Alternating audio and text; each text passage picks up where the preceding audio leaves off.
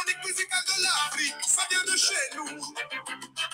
Avec Raphaël Ngoma à la barre, ça brille toujours. Allume ton écran, laisse la magie opérer. Rango TV te montre la vérité des rues de Kinshasa aux collines verdoyantes. Chaque image, chaque son, une histoire vibrante. La culture congolaise en pleine lumière. La musique, les danses, les voix sincères. Des sourires, des rêves et des combats. Avec Rango TV, on n'oublie pas. Rango TV, la voix de notre âme. Bonjour, vous êtes bien branchés sur Rango TV. Bienvenue ce soir avec cette édition des informations avec votre présentateur Raphaël Ngoma ce mercredi 19 mars 2025. Au préambule de ce journal, ce sont les prêtres, donc la CENCO et la CEE, non, plutôt la E, l'église E du Christ au Congo, donc ECC, est allé voir, à rencontrer Macron.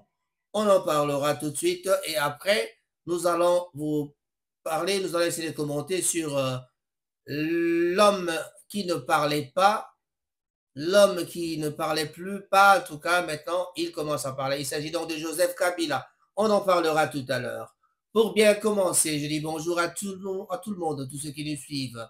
Ce mercredi 19 mars 2025, le président français Emmanuel Macron a accueilli donc au palais de l'Élysée les représentants de la conférence épiscopale, en tout cas la CENCO, de l'église du Congo, donc nationale du Congo, et l'église du Christ au Congo.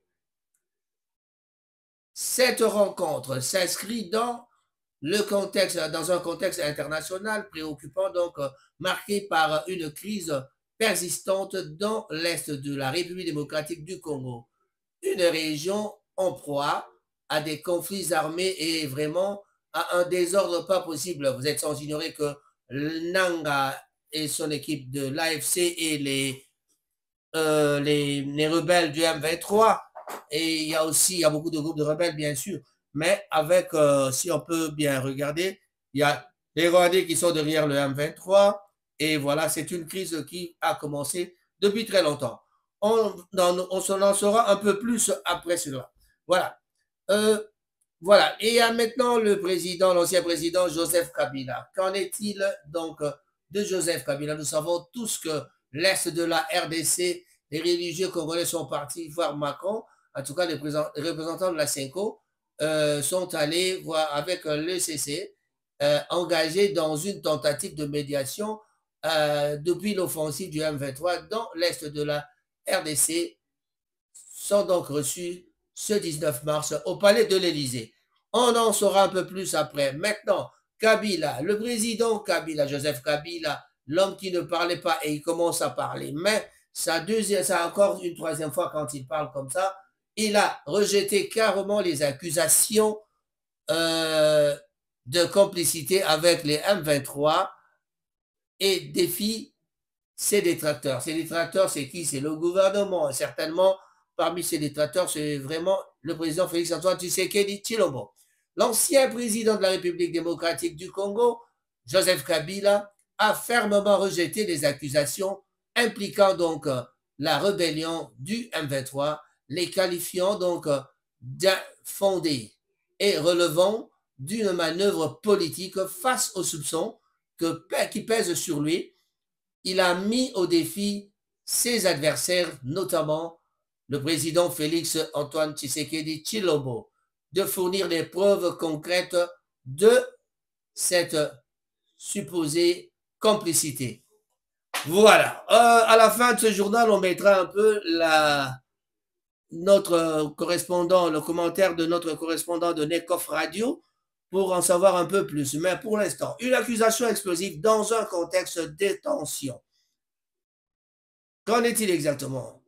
La résurgence du mouvement du 23 mars M23, un groupe rebelle actif dans l'est de la République démocratique du Congo, a activé les tensions entre Kinshasa et Kigali, accusé de soutenir ces insurgés, bien sûr.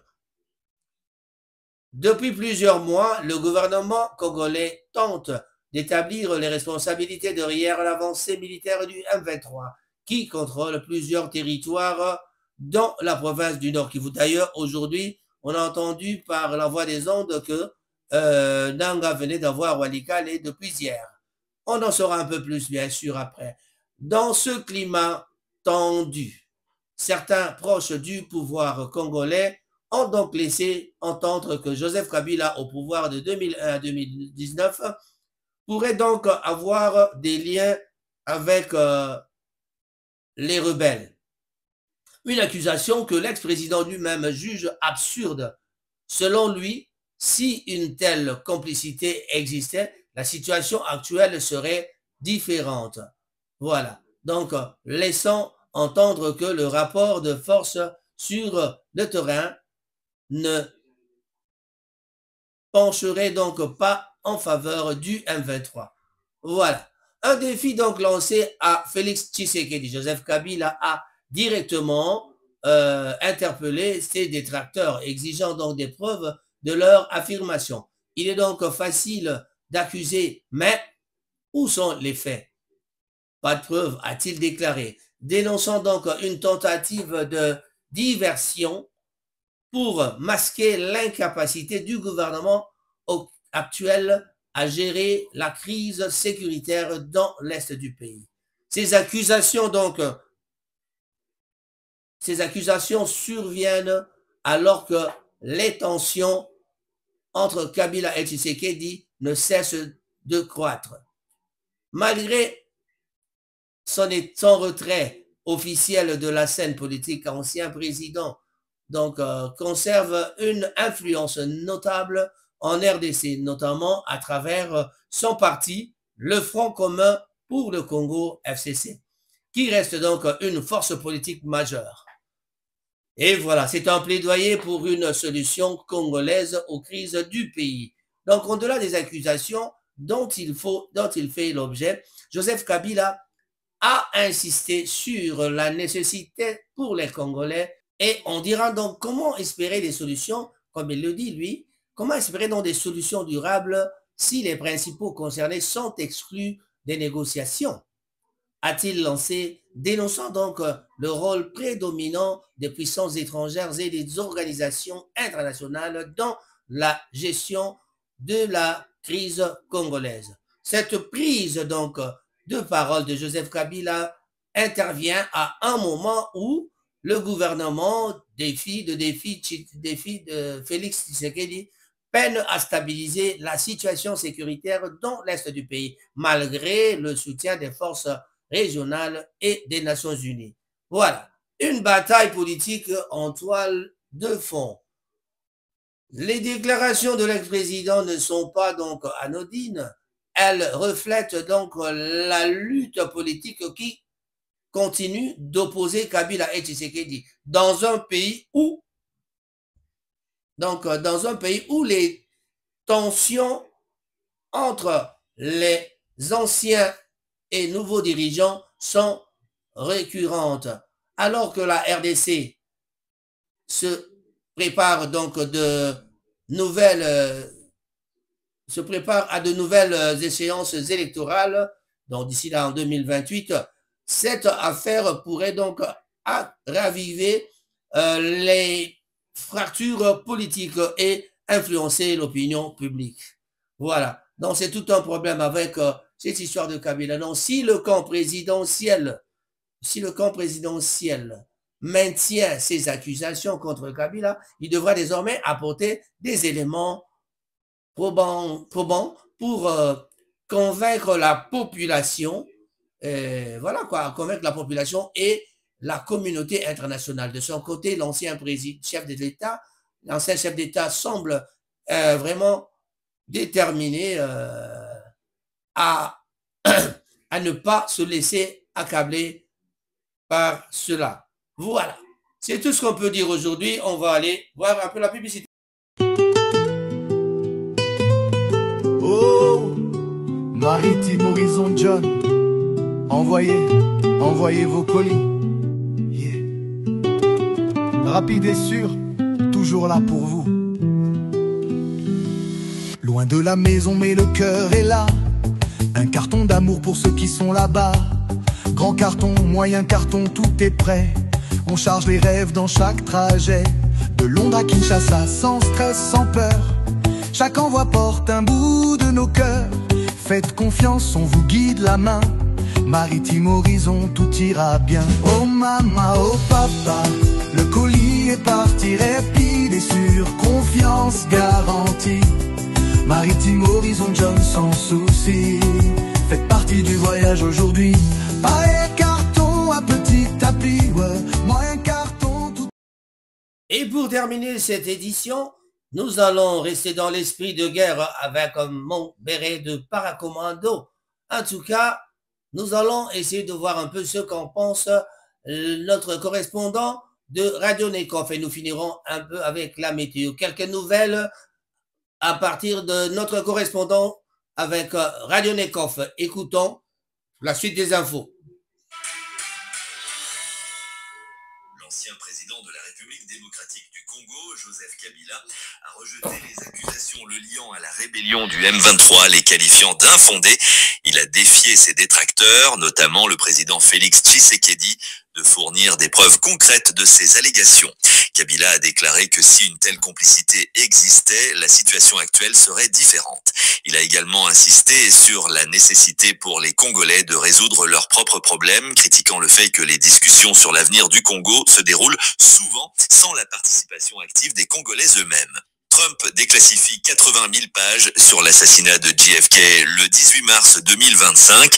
L'administration Trump a publié environ 80 000 pages de documents précédemment classifiés sur l'assassinat du président John F. Kennedy. Ces documents détaillent notamment les menaces perçues de Cuba communiste et les liens de Lee Harvey Oswald avec Moscou. Bien que la commission Warren ait conclu qu'Oswald a agi seul en 1963, ces nouvelles informations, principalement axées sur des missions d'espionnage, n'apportent pas de révélations majeures. Cette déclassification vise à accroître la transparence sur cet événement historique, bien que certains dossiers restent inaccessibles. Concours international de théâtre audio par la BBC. Dans le cadre de la 29e édition du concours international de théâtre audio organisé par BBC World Service et le British Council, les auteurs du monde entier, âgés de plus de 18 ans au 4 juin 2025, ne résidant pas au Royaume-Uni, déjà publiés ou non, sont invités à proposer leur scénario. 2 catégories sont ouvertes, anglais première langue, anglais seconde langue. Ce concours représente une opportunité unique pour les créateurs et scénaristes d'être reconnus sur la scène internationale. Le boom des bières aromatisées au Royaume-Uni, Tesco rapporte que les bières aromatisées aux notes fruitées connaissent une croissance record sur le marché britannique. La demande pour ces bières légères, environ 4% d'alcool, a explosé avec une augmentation des ventes de plus de 250% en 2024 chez Tesco. La marque britannique Jubel, lancée il y a 7 ans, est devenue l'une des bières les plus tendances auprès des consommateurs âgés de 21 à 35 ans. Jubel propose désormais 5 variétés de lager à 4%, pêche, mangue, orange, sanguine, citron, pamplemousse. Avec une croissance de plus de 300% en volume chez Tesco, Jubel est la première entreprise britannique spécialisée uniquement dans la bière fruitée, une catégorie en plein essor depuis son lancement en avril 2018. Aujourd'hui, Manchester connaîtra un temps partiellement ensoleillé avec des rafales de vent modérées. Les températures varieront entre 7 et 14 degrés Celsius, avec un vent de sud-ouest soufflant à 20 km/h. Merci de nous avoir suivis sur Nekof Radio News. Vous pouvez toujours réécouter ces informations sur notre chaîne Nekof Radio. Restez connectés pour plus d'actualités tout au long de la journée. À bientôt.